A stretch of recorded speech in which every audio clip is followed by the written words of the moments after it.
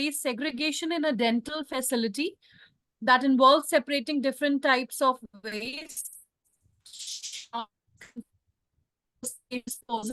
following guidelines and protocols. And for that, we have an expert speaker for today. That is Dr. Charubala Pavan. I apologize, ma'am. A versatile oral health professional with experience in diverse fields like quality in healthcare, public health, and clinical practice as a dental surgeon. She is an alumni of Government Dental College, Mumbai for her undergraduate education.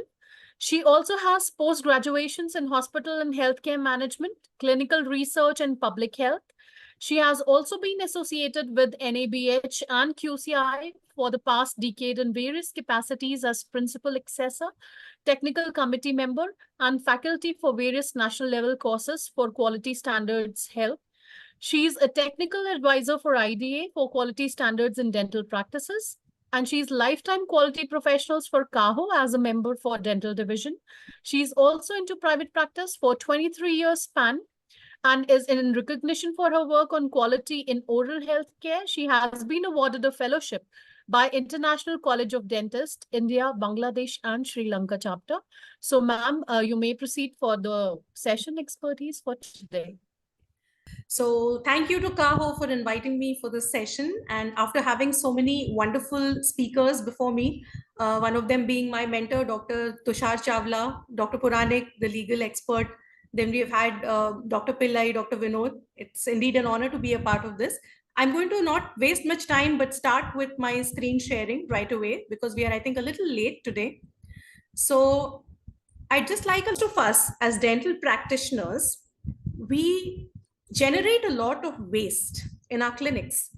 And several times we improperly segregate them because we are not aware of what the law actually says. So today's topic is going to be a very small topic on biomedical waste management, which comes under the Pollution Control Board law.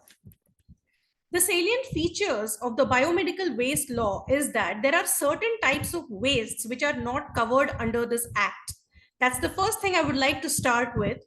For example, I had once been to a dental college in the south which used to take care of oral and maxillofacial cancers, and they had a radiotherapy unit.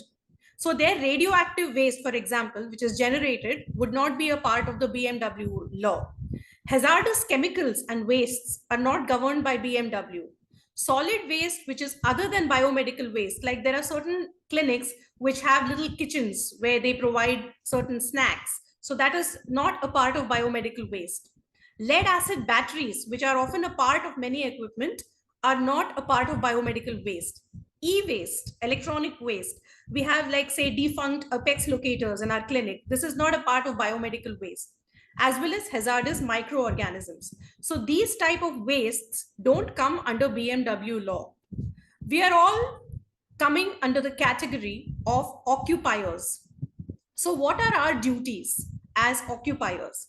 The first thing, of course, is that we have to safely segregate our waste and safely store it.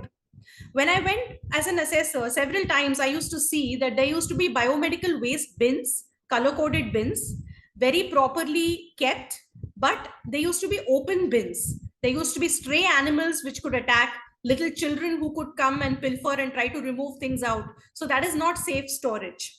So we have to keep that in mind. Supposing we keep the waste outside our clinic for collection, it has to be in a proper iron trolley with a lock and key, and it has to be opened only when the waste collection person comes to our facility. So safe storage is a very important aspect of biomedical waste.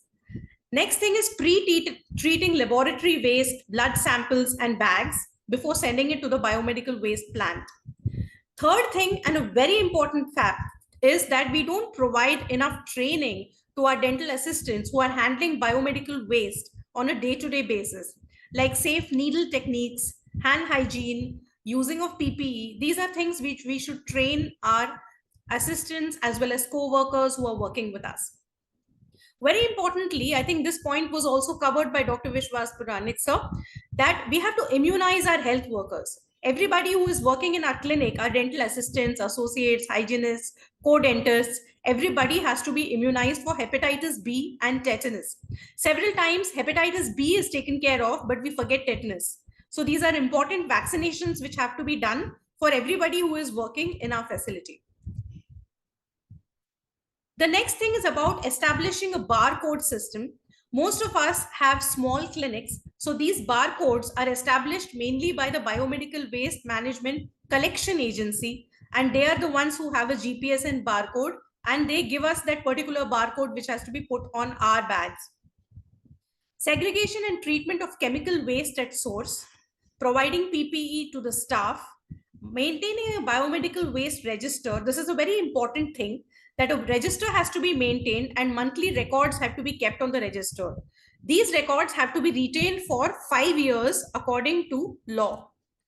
If there are any accidents related to biomedical waste because of spillage or other hazards like fire, then this has to be reported on their website. And if there are operators who don't come regularly to your facility to collect the biomedical waste, they can be reported to the authorities, because there are only proper legitimate people who are allowed collection. So if they are failing in their duties, this is a feedback mechanism to be given to the government. So coming to segregation, as dentists, these are the types of wastes we generate in our clinic, and this is how we have to dispose it. First, I would like to start with what happens to this waste. So all the things that we put in yellow usually goes for incineration. In some cases, it also goes for deep burial. So the things which come under this category are non-plastic aprons and mouth masks, dressings, swabs, cotton, gauze and bandages, suture materials without needles, teeth, bone, tissues, lab specimen, wax, gutta percha, absorbent points, plaster casts, dental stones, dye stones, alginate, impression materials, crowns, bridges, cast partial dentures, discarded medicines, and dental floss. All these type of wastes which are generated has to go into the yellow bin. Next is the red bin. So what happens in red is that these are actually those type of materials which are recycled. So all the plastics basically comes in this. They are treated, then shredded, and then recycled, usually to build roads or other things. So the things which come under this are gloves, other wearable disposables like apron, drapes, face shields, disposable footwear, syringes without needles, suction tips, mixing tips, impression trays, the plastic ones, tubings, bottles, plastic pouches, rubber dam materials, cheek retractors, plastic barriers, saline bottles, partial dentures, complete dentures, composites which have expired. All that goes into red. That is, these are all treated, shredded, and recycled. The third category is white. What happens is these contain all the metallic kind of elements which go into iron foundry after treating and shredding. By treating, when I'm using the word treating, I mean that it is usually microwaved, autoclaved, and disinfected, and then it is sent for shredding and also to the iron foundries. The examples in these are old burrs, old endodontic instruments, metal clasps and bars of dentures, matrix bands, ultrasonic scaler tips, orthodontic metal brackets, wires, bands, needles, scalpels, blades, and suture needles. The last category is blue. Blue again is treated and recycled. Mainly this contains the broken glass, like suppose we have LA vials which are broken, that kind of glass, dental and oral implants, surgical implants, old implants which are removed out, and broken glass. This comes under blue. So this again goes to recycling. So these are the type of labels which have to be put on the biomedical waste containers or bags, biohazard symbols, and cytotoxic hazard symbols. And this is the kind of label which has to be properly maintained and written by the collector, in which each person's sender's name, address, phone number, waste category, etc. is mentioned. So this is the basic way in which we segregate our waste in our clinics. And this is a very short kind of presentation because we are running a little short of time. So I'm going to try to make up for that. So I was a little quick. If there are any queries, I would like to take them on the Q&A chat. And there are certain forms which are available in the website of 2016 Biomedical Waste Act. if you have had an accident in your place, if you want to apply for authorization or you want to renew your authorization, if you need a certificate, that certificate format is available, the annual report which is generated by your clinic, application for appeal against the prescribed authorities, these are available on their website. Thank you very much, and I hope I've made up for the lost time. Thank you.